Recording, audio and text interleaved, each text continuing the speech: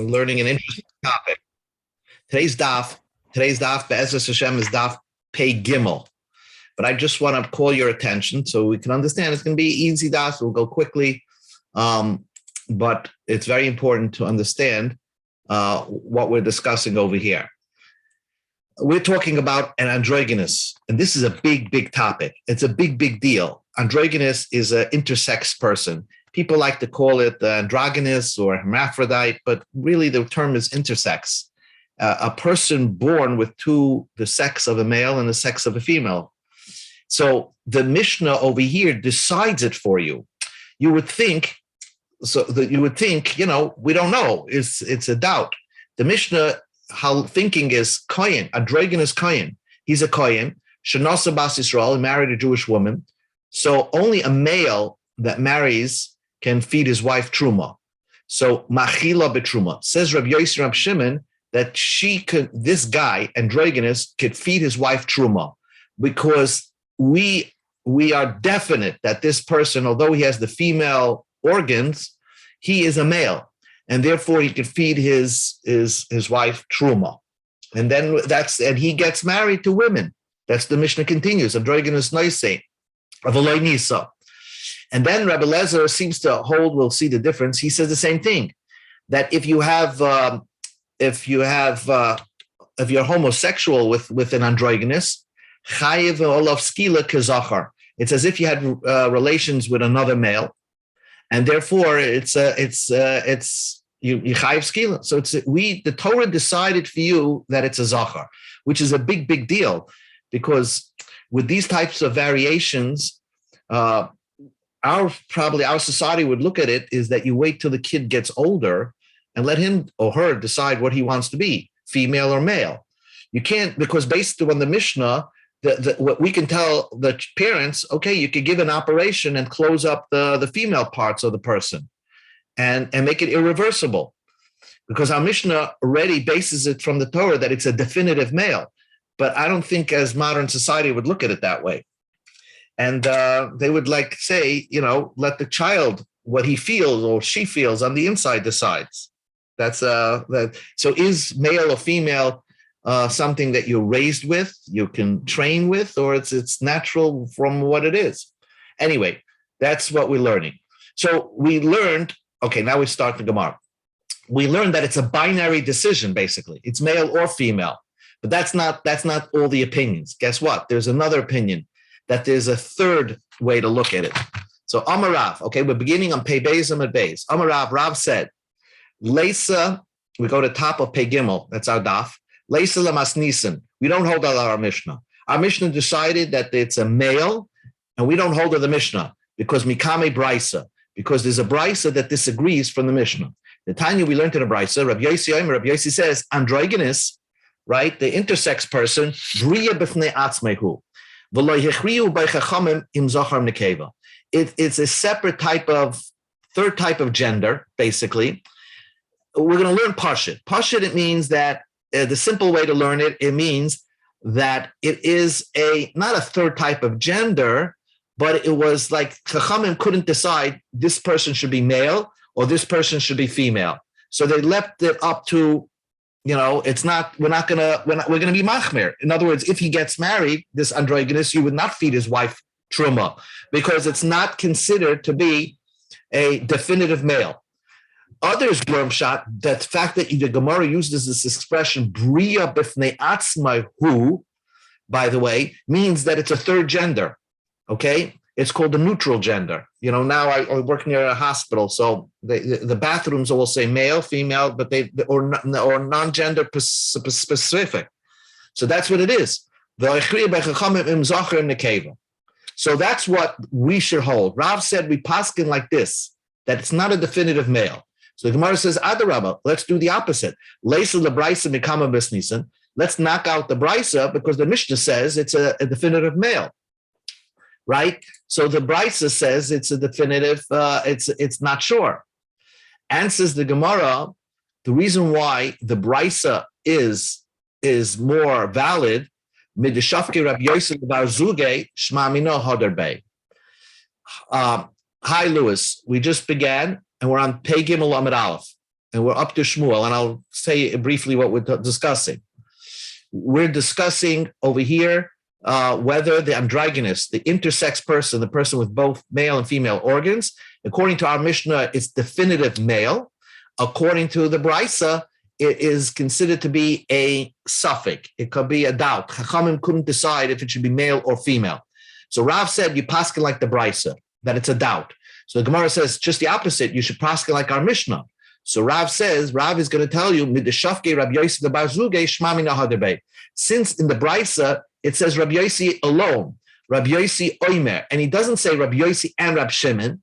So from the way that the expression of the Brisa implies is that Rabbi Yossi rethought his position and broke away from the pact, and he decided later on that really you can't make this androgynous person, this intersex person, a definitive male, and therefore we paskin, like Rabbi Yossi said, that it's a suffix. We don't know if it's male or female. That's what Rabbi Yossi says. Now, that's what the sheet of Rav is, that you paskin like the Brisa. Shmuel says, no, you paskin like the Mishnah. The halacha goes like the Mishnah, that it's a definitive male. Leis le Brisa become a misni, so we don't paskin like the Brisa in place of a Mishnah. The Mishnah is more important. So the Gemara says, Adarabba, leis le misnis mekami Brisa. Let's say the opposite. Maybe the Brisa is more definitive than the Mishnah. Because we find elsewhere that Shmuel always gives credence to the minority opinion. And here, even though it's Rabbi Yossi alone that says androgynous is a bria b'fnei atzmai and we don't know what it is, so Shmuel, who's always giving credit and respect to the minority opinion, should give respect to this minority opinion. So answers the Gemara, yes, you respect the minority opinion if it doesn't uproot the Mishnah. If it doesn't uproot a Mishnah, if it doesn't uproot the Mishnah. But in our case, since it uproots the Mishnah, he didn't give credence to this minority opinion. Because according to the Brisa, if you view an androgynous as a quasi unsure male or female, that means if it got married to a woman, as a Kohen, he wouldn't be able to feed his wife truma because maybe he's a lady. So therefore, that would uproot the opinion of our Mishnah, which says clearly that androgynous that gets married could feed his wife truma. That's why Shmuel says we give only credence to the Mishnah, not to the Brisa. So it's a machlokes who we paskin like. Rav says you paskin that it's a breya b'fnei atzmai, and Shmuel says you paskin like our Mishnah that androgynous is a zachar. I don't know what the statistics are, how many people are born androgynous, but I did see that there's a medrash that says Adam Arishon was androgynous. Anyway, the Gemara says like this, Amri Bei Rav Meshei de Rav. This view of Rav, there's another opinion of what Rav said. And in the Shiva of Rav, which is usually Rav Huna, said in the name of Rav, Halacha Rabbi Yossi b'androgynous. The halacha is like Rabbi Yossi of androgynous. That means the halacha is like Rabbi Yossi of our Mishnah. That androgynous is a male. And Rav also says you paskin like Rabbi Yossi b'harkava, by another case called grafting. We'll discuss that in a moment. And Shmuel says you paskin like Rabbi Yossi b'koishi, in this called a protracted labor, ubekiddush, and giving holiness onto karbanos. 4 cases where you're going to paskin like Rabbi Yossi. So we're going to go through all 4 of them. Very simple cases. You paskin like Rabbi Yossi, what he said in the Mishnah, androgynous hadar. You know what that is? That you paskin like Rabbi Yossi, that androgynous is a definitive male. Harkava, what's the case of grafting that we paskin like Rabbi Yossi? Very, very relevant to this here. The Tanah we learned in the Mishnah. Ein noitin, you're not allowed to plant before Shemitah, right before Shemitah. Ve'ein mavrichim, and you're not allowed to stick a shoot of a branch of a tree into the ground and bring it up on the other side so it should grow a new plant, a new tree. Ve'ein markivin, and you don't graft one tree to another. Erev Shvius, even not on Shemitah, but even Erev Shvius, pachos mishloish yom lifnei Rosh Hashanah, less than 30 days before Rosh Hashanah. Why less than 30 days? Because by the time these things connect or take hold or root, so that it will happen on Shemitah, even though you did the work but prior to Shemitah, but 30 days later, you're already into the Shemitah year, So then it's almost as if you did the work on Shemitah, and therefore you shouldn't do it less than 30 days. Vimnata, if let's say 15 days before Rosh Hashanah you did this, Vimnata v'hebrech v'hirkiv, you did all these things. So then, Ya'akor, you should uproot it. Don't let it take root on Shemitah. Rabbi Yehuda says, Kol ha'kover she'ena kaletes b'shloisha yomim, shuv ena kaletes. Most root take place during the first 3 days. Rabbi Yehuda is of opinion that it takes place right away. So he says a smaller share, that as long as you did it 3 days before Rosh Hashanah, 3 or more days before Rosh Hashanah, you don't have to uproot it, because it already took effect prior to Shemitah year, and that's it. But 2 days before Rosh Hashanah, yes, he'll agree that you have to uproot it. Rabbi Yossi, Rabbi Shimon, and Rabbi Yossi say shtei Shabbosos. There are 2 weeks. The Gemara just adds one thing over here. There is a halacha that really you have to stop working for Shemitah, not just on Rosh Hashanah, but 30 days prior to Rosh Hashanah. Just like on Shabbos, you start Shabbos, before sunset, because it's something called Tosfos Shabbos. Midoraisa, there's something called Tosfos Shviyos, that Hashem said that you should have a little guard to Shemitah year that start the Shemitah year 30 days earlier. So really, you're not supposed to plant within the 30 days. 30 days prior to Rosh Hashanah of Shemitah year is already Shemitah-like. And therefore, the Divrei Omer Shloishim, the one that said you have to wait 30 days, so in Tzarech he meant Shloishim, you have to wait 30 days, 60 days. 30 days because you start Shemitah 30 days prior to Rosh Hashanah, and then you add the 30 days if you want to do some grafting or some sinking shoots into the ground. The Divrei Omer Shloisha, when the man, according to the opinion that said 3, so you need 33 days before Shemitah to do these things. The Divrei Ha'omer Shtei Shabbosos, you need 30 days because of the 30 days prior to Shemitah and another 2 weeks. Bottom line here is that Rav said the halacha is like Rabbi Yossi by androgynous and by the Hakava case. That means the halacha is like Rabbi Yossi said, Shtei Shabbosos, 2 weeks. 2 weeks is the time it takes for a plant to take root. That's another case. Ushmuel Amar. Now Shmuel says there are another 2 places in Shas where you will paske like Rabbi Yossi. Bekoishi, in a protracted labor, Bikiddush, and making a tumtin androgynous holy. What does that mean? Koishi, what's a protracted labor? In the time of the earlier time, al pi Torah, not according to the Minig Yisrael, but al pi Torah, a woman that sees blood as a nida, her cycle, all she has to do is wait till it stops leaking and stops dripping, and then she could go to the mikveh. She doesn't have to wait clean days, with no blood. As soon as she stops, she doesn't have to wait 7 clean days. She could go to the mikveh. But after going to the mikveh, there's a period called Zava days, which are 11 days between cycle to cycle. And in those cases, if she sees 3 days in a row, the Torah says she sees blood 3 days in a row, she has to wait 7 clean days. Now, so if a woman, what this Mishnah is discussing, if a woman actually has a protracted labor, that means it's like, say, prior to her giving birth, and she's in her Zava days, and blood starts coming out, we don't say this is Zav blood. Zav blood is is a maybe sickly type of blood, and therefore the Torah required 7 clean days. We'll say this is the pregnancy, this is birthing blood, and therefore she doesn't have to sit 7 clean days. So after she gives birth, when the bleeding stops, she could go to the mikveh. She doesn't have to wait 7 clean days. Now, what is called birthing blood, that you could assume it's part of the protracted labor, and she would not have to wait the 7 clean days. In other words, how long before she gives birth do we can attribute the blood she's seeing as not Zav blood, but actually protracted labor blood? Kamiyeh kishuya. How long should be her protracted labor? Rabbi Meir, it can be 40 or 50 days prior to giving birth. We already assume any blood coming out from her during that time is called labor blood. Rabbi Yehuda has a very interesting opinion. He says, Daya Chotsha. It's in the 9th month. In other words, it depends. Let's say she's going to give birth in the month of Sivan. Let's say she gives birth in the month of Sivan, Gimel Sivan she gives birth. That means, or Beis Sivan, that only she has 2 days of protracted labor. We always decided on the month that she's giving birth. That month is already considered her month of birthing blood. And that's very interesting because what does that month have to do with the protracted labor?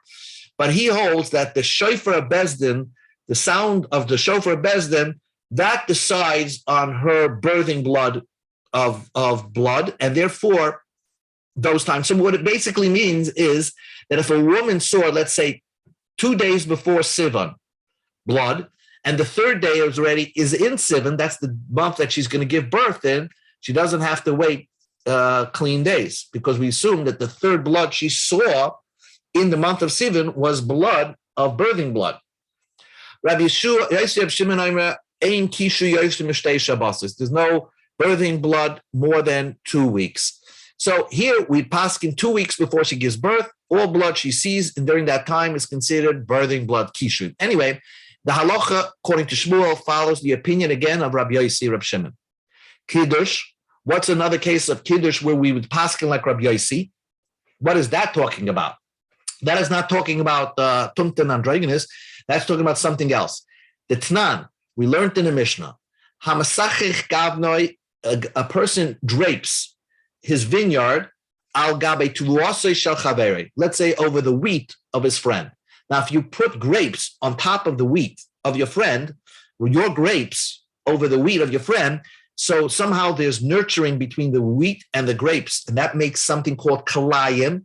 And because it's kalayim, you're not allowed to have benefit from it.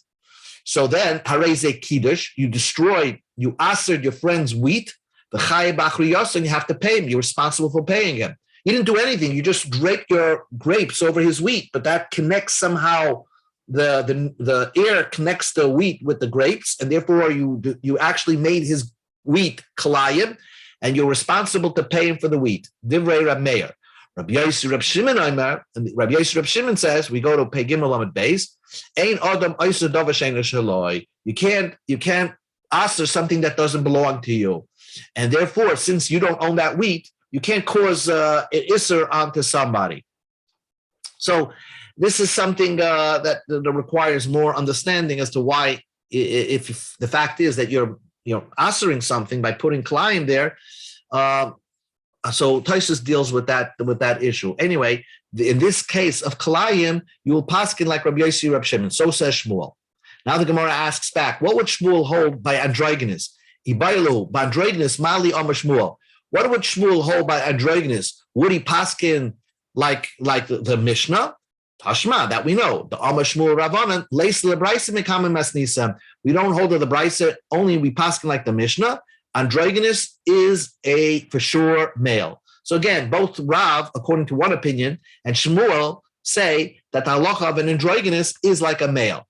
Hakava, the Gemara asks, Mali Amar Shmuel, what would Hakava, would Shmuel paskin like Rabbi Yossi? That it's 2 weeks. So Gemara says, Toshma, Amalei Shmuel Rabbanim, Tnei command the Amar Shloishim Shloisha.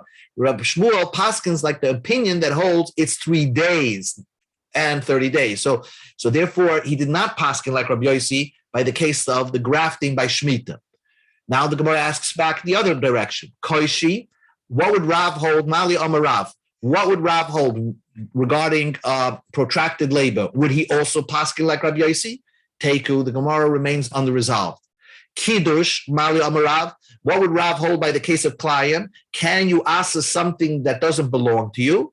Amar Rav Yossi, Rav Yossi says, Toshma, the Amar Rav Hun Amar Rav, Ein halacha Rabbi Yossi. Halacha is not like Rabbi Yossi, and you could actually prohibit something that doesn't belong to you. You could cause the guy to Klayim on his wheat, and you would have to pay. Now, wait a second. Who said that by Kiddush, by Kalayim, the halacha is not like Rabbi Yossi? This is what Rav Huna said in the name of Rav. Amalei Abaye, so Rav Abaye said, "My chazet the samchat." Aha! Why did you rely on what Rav Huna said in the name of Rav that the halacha is not like Rabbi Yossi? Smoichaha. Why don't you rely on this student of Rav, the Amar of Ada Amar Rav? Rav Ada said in the name of Rav, halacha ki Rabbi Yossi. The halacha is like Rabbi Yossi. So you have two students of Rav saying different things of what Rav said. According to Rav Ada, Rav said halacha is like Rabbi Yossi. According to Rav Huna, the Rav said the halacha is not like Rabbi Yossi. And we're giving more credence to Rav Huna. Answers the Gemara, Amri Bei Rav, Mani Rav Huna. When the expression, the yeshiva of Rav is talking, we always mean Rav Huna. In other words, Rav Yehuna was like the star student of the yeshiva of Rav. And therefore, Rav Huna Amar, and he said, Ein halacha. So he's more reliable than any other student. So therefore, we rely that Rav Huna said the halacha is not like Rav. Another interesting thing that the Gemara, and then we're going to get back to the androgynous and then finish up. The Mishnah said, and I didn't point this out in the Mishnah because I wanted to wait till the Gemara, but let's look at the Mishnah again. There's a Mishnah mixes in, Rabbi Yehuda says, tumtum. A tumtum is somebody who has like a membrane over his organ. So really he urinates, there's a little tiny hole for his urination, but you don't know what's behind the membrane. Is it a male organ or a female organ? So if it's a nikra, they did an operation, the nimtza zachar, and you find that he's a male, lo yachalitz, he can't do chalitza, but neishi kasaris, because he's like a somebody who's a petzuadaka. His whole male organ reproductive system was cut open, and therefore he can't reproduce. If you can't reproduce, you can't be in the parsha of Yibam. So says Rabbi Yehuda. So now the Gemara is going to discuss this a little bit further. Where are we up to? Okay. The Gemara says, Amrav Ami. So you're telling me, Rav Hud, I don't know what a tumtum in English is. I have no idea. But if it's just a membrane covering the organs, but we just said that once you do that operation, that the child can never have children anymore. Amar Rav Ami said, "My ovid le Rabbi Yehuda letumtum the biri." What would Rabbi Yehuda say to the tumtum, that the famous tumtum of Biri? He lived in the city of Biri. The Aisvi Abe Kursi, the Ikra. They put him on the operating table and they tore him open and they found that he's male. And then he got married. V'oilet shiva banin, and he had 7 sons. Rabbi Yehuda says that as soon as they do the operation, he can't have children. And here there's a famous story of this Tumtum Mabiri that had 7 boys. Answers the Gemara, Rabbi Yehuda Amalei, Rabbi Yehuda say, Chazar abonim ayin heim. Haha, look where his children come from. In other words, I'm certain that his wife was doing znus and he's not the father of that children.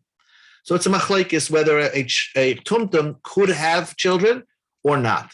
From our Gemara, it's a machlekes. Rabbi Yehuda said certainly not. The story seems to indicate that a Tumtum could have. Tanya, we learned in the Brisa. Now we have a third opinion. Rabbi Yossi bar Yehuda Oimem, tumtum leyachlitz. A tumtum should not do chalitza. Why? Shemi yikara. Maybe you'll do the operation. V'nimtza srischama, and he will be found to be a sterile kid who can't have children.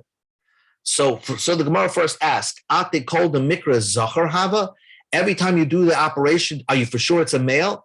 There's 2 steps. Maybe it's a female, and then even if it's a male, maybe it's a sris. So the Gemara says, "Hachikama." You have to read Rabbi Yossi, the son of Rabbi Yehuda. Shema yekarvenim sinekeva. You shouldn't do chalitza because this tumtum. If you did the operation, you'll find out he's female.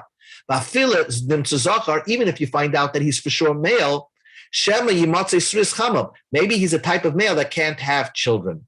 So basically, the Gemara has a new opinion called Rabbi Yossi, the son of Rabbi Yehuda, who said that this tumtum, after you do the operation and you find out that he's a male, we're not sure until we can never know for certain that he's somebody that can't procreate. Rabbi Yehuda said in our Mishnah, we know for sure he can't procreate. Rabbi Yossi, Rabbi Yehuda, the son of Rabbi Yehuda, he disagreed with his father and said maybe he could procreate. I'm not sure. My beineu, what would be the halachic difference between the father and son? Whether you know for sure he's a tumtum, or maybe you know for sure that he could procreate, he can't procreate, or maybe he could. Amarava lifso bin koim achim. Can he, if he would do chalitza? According to Rabbi Yehuda in the Mishnah, that you know for sure that he's somebody who's a sris, then for sure if he did chalitza, he doesn't disqualify the other brothers from doing Yibam or Chalitza because his Chalitza is worthless. He's not in the Parsha. But according to Rabbi Yossi Yehuda, he's a suffix ris. So if he did a Chalitza, then the other brothers are disqualified from doing Chalitza or Yibam because maybe this brother is capable of having children and his chalitza is valid. Or the cases, let's say he has no brothers, and this Yevamos falls to this tumtum, and he did the operation, and you don't know if he's according to Rabbi Yehuda, he's a for sure person that is somebody who can't procreate. So then this lady should walk away from the whole thing because he can't procreate, so she can walk away without chalitza. According to Rabbi Yehuda, since it's a suffix, we should require the person to at least give a chalitza. That's the difference. Amar Rabbi Yehuda, Amar Rabbi Hu, the Rabbi Yehuda Bazavdi, Amar Rabbi Yehuda, Amar Rav. All these names said in the name of Rabbi Yehuda Rav. Now we're going back to the androgynous, and this is a beautiful. Nothing is held back from Chazal, and this will take us to the end of the page, and we'll be done. Androgynous has two male organs, right? A male organ and a female organ. Now, homosexuality that Yechayev Skila in the Torah is if a person went through the backside of another male, right? He went through the backside of another male. That's called homosexuality. But androgynous, if it's a male, so then according to if it's a male, so you have two ways that you can do, you can sodomize this person. One through the backside and through this female place in front of his body, which he actually is a male person. So Rabbi Yehuda Marav said a fascinating thing. Androgynous has, unlike in any other male, chayov and olav skila, if you sodomize him, you chayiv skila mishtei mekomis, from both places, from his backside and from his female organ, because he's really a male, and therefore the homosexuality has two places to be chayiv skila. So the Gemara says a question: how could Rav say such a thing? Meisvei Reb Lezer Omar. Reb Lezer says androgynous chayovim olav skila kazacha. Reb Lezer says you chayiv only on it like a zacha. B'medvar amurim. When do you say that you chayiv skila for this androgynous bezachra shalai? Only in the normal way you sodomize another male. But his female part, potter, then you would be potter in that sense. So Reb Lezer says, he's like a regular male. You only get one place where you can be chayiv skila from him. So Rav says you get two places. And says the Gemara, Rav has a Tanaic source that he paskin like. Who the Amaka Haitana, he paskin like this Tanya. The Tanya we learned in a Brisa. Rab Simoi says, androgynous chayavin olav skila mishtei mekaises. Rab Simoi said, androgynous, you have skila from two possible areas, two possible places where you chayiv skila. So it's a machlekes tanoim in androgynous. Is it like a regular male, or it's more than just a regular male, and you can be chayiv skila from both areas? So my time with the Rab Simoi, what is the reason of Rab Simoi? Rabba explained, Bar Hamduri Asberli. This person called Bar Hamduri explained me what the drasha is. The Torah says, Be'ez Zachar, the male person, Lois Iskav, you should not lie down, Mishkevei Isha, the way you would lie with a lady. Mishkevei is the word, Mishkevei is plural.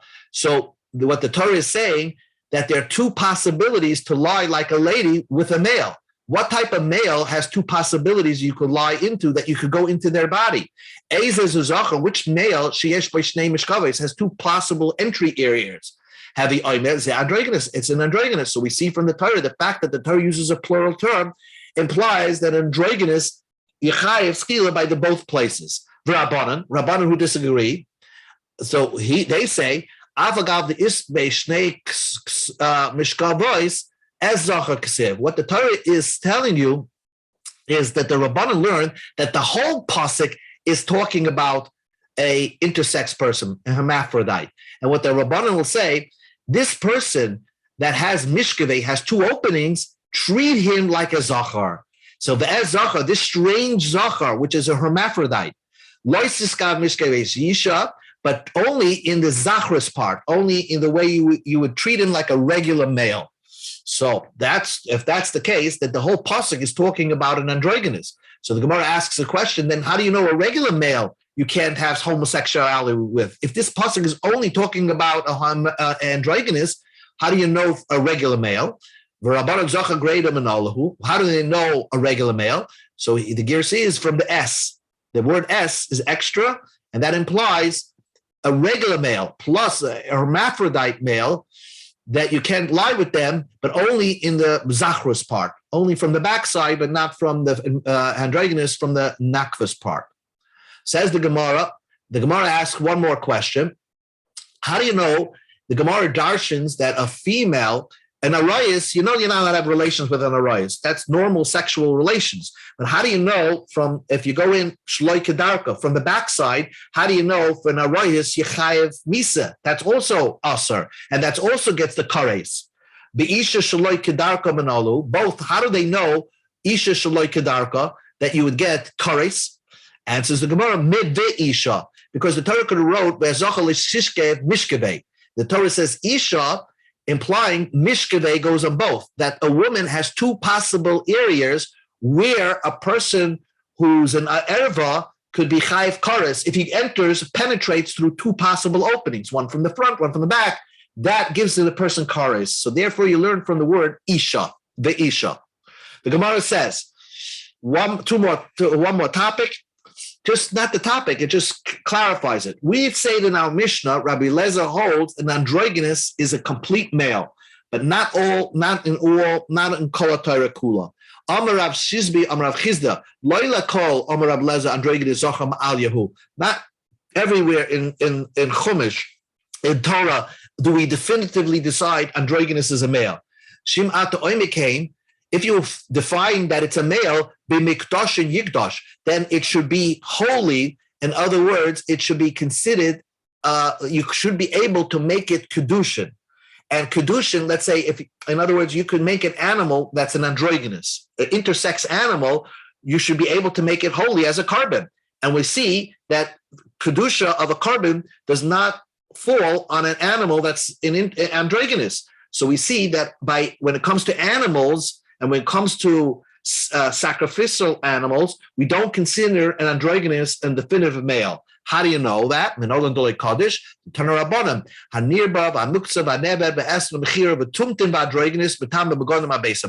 go through it.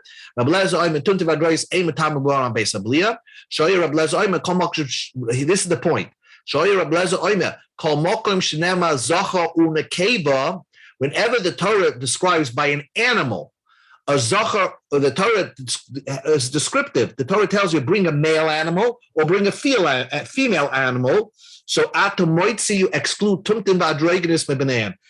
Tumtin and androgynous are not male or female, and therefore you cannot make kedusha an androgynous animal. So there you see clearly an androgynous is not considered a male animal when it comes to animals.